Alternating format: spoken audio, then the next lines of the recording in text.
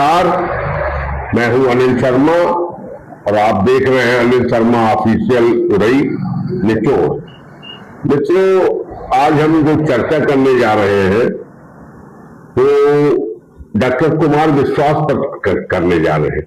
कुमार विश्वास इस देश के बड़े ही चर्चित कवि, ज्ञानी और खास तौर से राम कथा में अपने अपने राम और आगे चल के वो अपने अपने श्याम पर भी कथा कहने जा रहे। बहुत सी नई नई चीजें ला करके वो कथा कहते हैं। लेकिन हमारे यहाँ एक हिंदू धर्म में और सनातन धर्म में और विभिन्न धर्मों में एक बात खास तौर से है कि जब जब लोगों का, चाहे वो राजा हो, विद्वान हो, तपसी हो, राक्षस हो, जिसका जिसका भी ज्ञानी है, तो उसका जब अहंकार बढ़ता है तो उसके अहंकार को तोड़ने के लिए प्रकृति या जैसे ईश्वर कहते हैं, वो भगवान या ईश्वर वो पृथ्वी में मनुष्य रूप में आते हैं और किसी भी रूप में आकर के वो उनको, उस अहंकारी व्यक्ति को आईना दिखाने का काम करते हैं। कुछ ऐसी ही जरूरत आईना दिखाने की आन पड़ी है डॉक्टर कुमार विश्वास को। इस समय वो बहुत अहंकार में डूबे हुए हैं और इस तरह की बातें करते हैं जो उनके स्तर के व्यक्ति को बहुत छोटी और ऊंची लगती है सुनने वाले को। मैं उदाहरण के साथ आपको बताऊंगा कि कुमार विश्वास जो राम कथा में भरत और राम और भरत के आचरणों को लेकर के उनके चरित्र और जो चरित्र चित्रण करते हैं, उसमें साफ बात यह है कि वो बताना चाहते हैं समाज में कि राम और भरत की तरह का आचरण अगर हो, तो मैं बता रहा था कि मैं उदाहरण के साथ बताऊंगा कि व्यास पीठ में बैठने के बाद डॉक्टर कुमार विश्वास जिस तरह समाज को रामायण के पात्रों में, खासतौर से राम और भरत की तरह लोगों में, भाइयों में प्रेम, परिवार के साथ कैसा आचरण होना चाहिए, इसका जिक्र करते हैं। लेकिन इतने दिनों में, इतने वर्षों में पद, पैसा और शोहरत मिलने के बाद व्यास पीठ में बैठने के बाद लोगों को तो सिखाते हैं, लेकिन उनके भीतर का आचरण अभी लगातार अहंकार में डूबता चला जा रहा है। उदाहरण के रूप में पिछले दिनों उरई के चमारी गांव में वो प्रसिद्ध चर्चित पत्रकार सौरभ द्विवेदी और उनकी धर्मपत्नी गुंजन के द्वारा आयोजित कार्यक्रम में उनकी वैवाहिक वर्षगांठ के अवसर पर 8 मार्च को यहाँ आए थे पुस्तकालय का विमोचन के लिए। तो उन्होंने सबसे पहले ही अहंकार से शुरू की अपनी बात। उन्होंने कहा कि देखिए, तो पूरे देश के राज्यों के मुख्यमंत्री और प्रधानमंत्री तो मुझे ही 20 साल से सुनते आ रहे हैं, हमें ही कहा उन्होंने, हमें ही सुनते आ रहे हैं। और यहाँ मंच में स्थित रही कि तमाम कैसे कैसे लोग भाषण दे के चले गए और मैं 4 घंटे से मंच पर बैठा हुआ भाषण सुन रहा हूं। तो ये उन्होंने कहा कि भाई आप कितने ही बड़े हो जाओ, अब आप ये कहते हो कि सारे लोग मेरे ही सुन रहे हैं, प्रधानमंत्री मेरा सुन रहा है, मुख्यमंत्री, तो ये आपके अहंकार को दर्शाता है कि आप अपने को बहुत बड़ा मानते हो। इसी तरह की उन्होंने एक गलती और की थी कि संघ वालों को उन्होंने कुपढ़ और अपढ़ कह दिया था अपने भाषण में। तो ये भी इस तरह की बड़बोलापन, इस तरह की बातें कहने से उनका कद घटता है, उनके चरित्र, उनका जो कहने का, समाज को समझाने का एक आदर्श रूप है कथावाचक के रूप में, उसका प्रभाव पड़ता है। दूसरा बात यह है कि उन्होंने कहा अपने भाषण में कि मैं 8 घंटे कार में चल के आया और मुझे जिस होटल में रुका दिया गया था सरोवर पोर्टिको में, तो मैं जब पहुंचा तो मैंने पूछा लोगों से कि भाई कौन कौन आ गया है। उन्होंने बताया कि प्रसिद्ध शिक्षाविद विकास की दिव्य कीर्ति जी आ गए हैं, प्रसिद्ध कॉमेडियन और ब्लॉगर और यूट्यूबर जाकिर खान साहब आ गए हैं, प्रसिद्ध मराठी सिने अभिनेत्री और बड़ी ही विद्वान गिरजा ओक आ गई हैं। और ये सब लोग वहां पे क्या नाम से सौरभ जी के ग्राम चमारी में गए हुए हैं, जहां पुस्तकालय है, और वहां उनके लिए बुंदेली व्यंजन बनाए गए हैं। तो डॉक्टर कुमार विश्वास ने कहा कि मैंने सौरभ को फोन करके पूछा कि भाई इतने ही लोगों का खाना बना है कि मेरे लिए भी है? तो सौरभ ने कहा कैसी बात कर रहे हैं दादा, आइए आप आपके लिए बना है, सभी जो अतिथि आए सबके लिए बना है। तो मैं वहां गया, कुमार विश्वास कहते मैं वहां गया और मैंने खाना खाया और मुझे सबसे बात करता रहा और मुझे पहली बार लगा कि अरे गिरजा ओक तो बहुत विदुषी महिला है। तो बहरहाल उस समय 12 बज गया। 12 बजे जब हम लोग सब वापस आए तो मेरे कमरे में विकास देवी कीर्ति जी और जाकिर खान साहब आ गए और हम लोग बात करते करते 4 साढ़े 4 बज गया। उन्होंने कहा मेरे कहने का ऐसा है मित्रों कि मैं जब से आया तो 1 मिनट नहीं सोया और यहाँ 4 घंटे तक बैठे हुए तमाम लोगों को सुनता रहा और मैं 1 मिनट भी नहीं सोया भाषण के दौरान। तो ये भी एक अहंकार का बात है। जिन लोगों को उस मंच में देश दुनिया के नोबेल पुरस्कार विजेता कैलाश सत्यार्थी मौजूद थे, उस मंच में विकास देवी कीर्ति मौजूद थे, उस मंच में गिरजा ओक भी संचालन कर रही थी, उस मंच पे सौरभ का जो मंच ही था गुंजन जी थी, और उस मंच पे प्रसिद्ध वो राज्यसभा के उपसभापति जी मौजूद थे,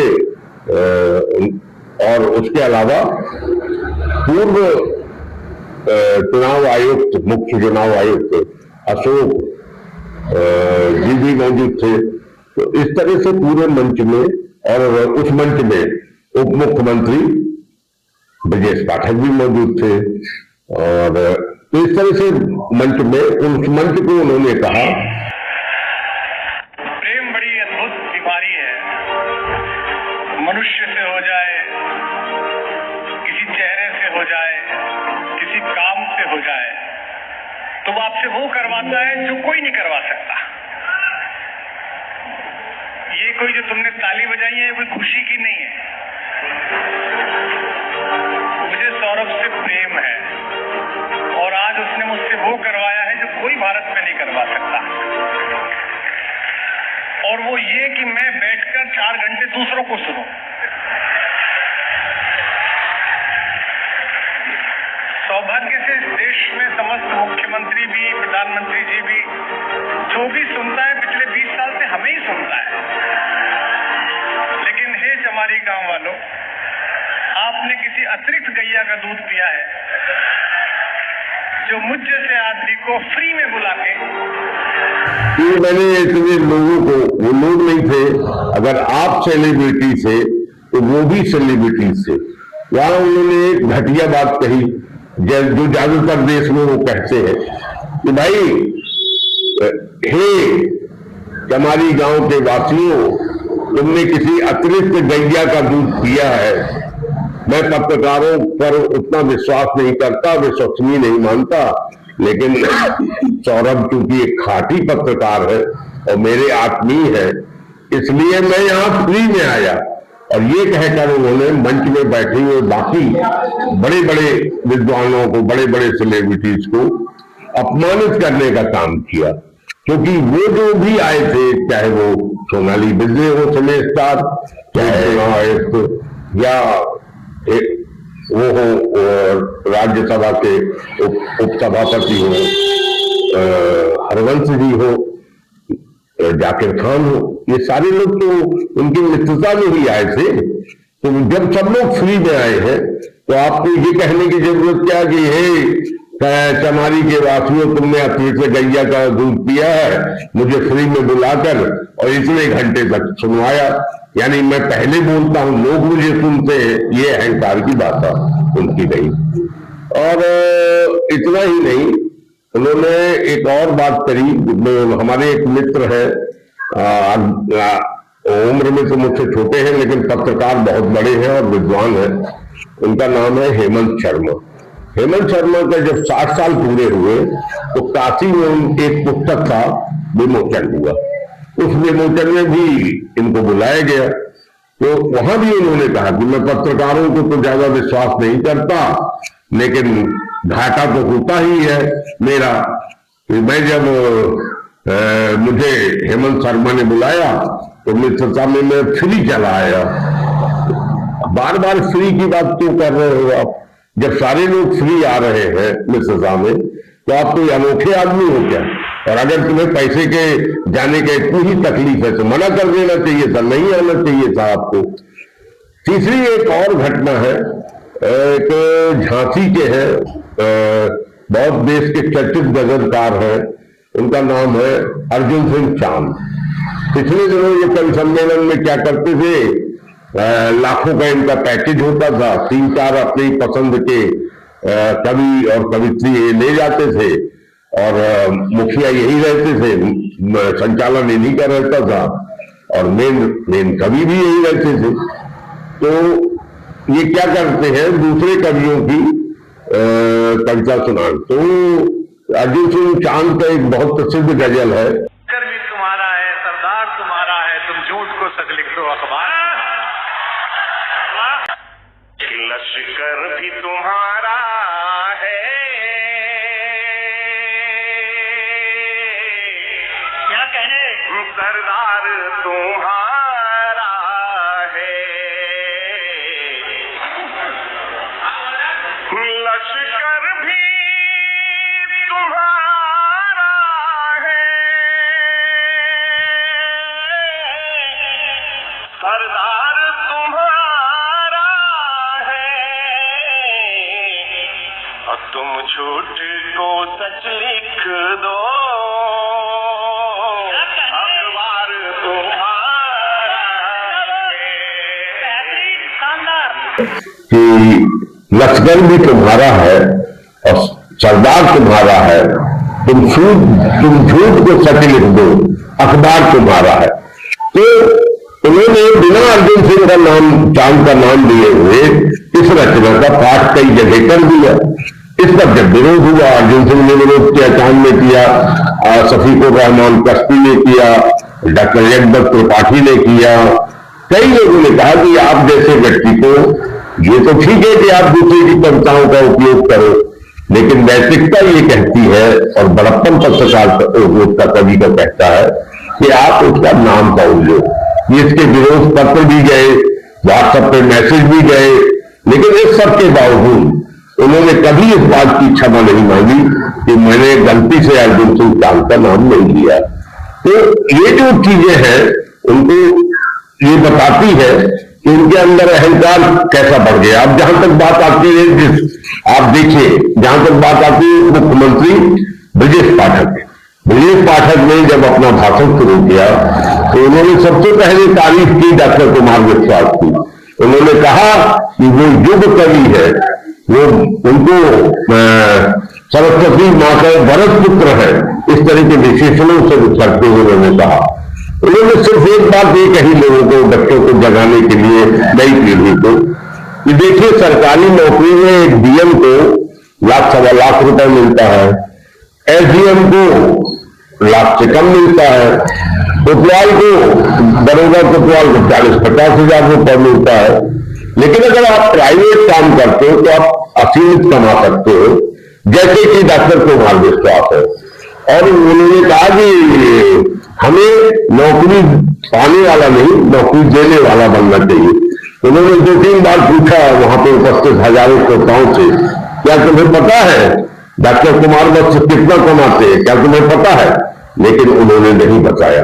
लेकिन जब कुमार विश्वास का नंबर आया तो उन्होंने कहा, जिसको अशिष्टता की श्रेणी में रखा जाएगा, तो देखो तो ब्रजेश पाठक को बाहें उठा उठा के चिल्ला के कह रहा था, देखो तो उसको कि वो कह रहा है कि मैं 4 वेद यहाँ आपने दे जाऊंगा इस लाइब्रेरी के, वो भी उनके पिता और पितामह की भी रखी हुई पूजा घर में वेदों को देने की बात कह गए। अरे भाई, उन्होंने कमेंट किया कि अरे भाई तुम मुख्यमंत्री हो, मैं सोचता था कि 2-4 करोड़ रुपए दे जाओगे, लेकिन तुम खाली वेद दे रहे हो, वो भी जो उनको दे रहे हो, जो वेदी है 2 वेद तो उनके पास ही रहते हैं। इस तरह से उन्होंने कमेंट किया और जो हल्का था, अशिष्ट था और उनकी मर्यादा के विरुद्ध था।